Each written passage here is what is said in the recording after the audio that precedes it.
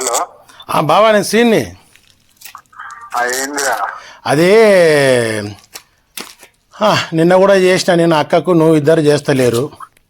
నేను బిజీగా ఉన్నాం రా, బిజీగా ఉన్నాం. సరే బావా, నేను ఊరికి వచ్చిన నారాయణపురం. పోలీస్ ఆయనే ఫోన్ చేసిండే, నేను చేసింటి. ఆ, ఏమైంది సార్ ఇది?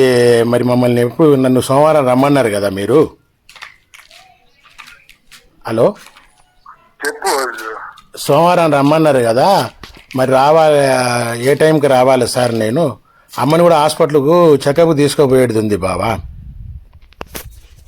సాయంత్రము. సాల్వ్ చేసుకోరా, నేను ఈ పోలీస్ కేసులు అవన్నీ నాకు తలనొప్పి వద్దురా.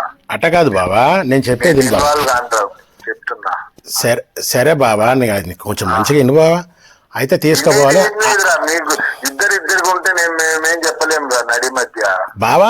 ఇద్దరిని కూర్చోబెట్టి మాట్లాడాలి కదా బావా. ఏమన్నా మాట్లాడుకుంటే కూర్చొని మాట్లాడదాం. కేసు పెడితే ఎట్లా బావా చెప్పు?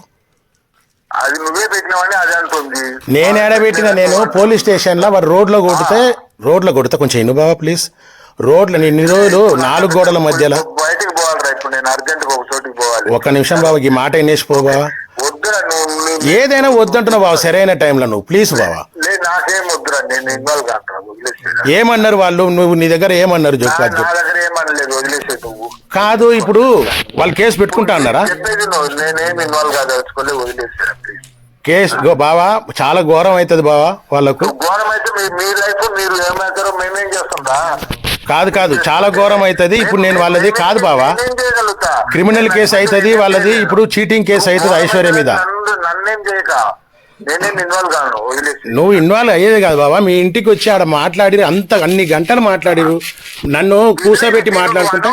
నీ మాటలు నాకు ఓపిక లేదు, నీ మాటలు వినేదానికి వదిలేసి అంతే. నీ లైఫ్ నువ్వు చూసుకో, ఓకే? వాళ్ళు ఏమన్నారు మీ దగ్గర వచ్చి? గది చెప్పు నాకు.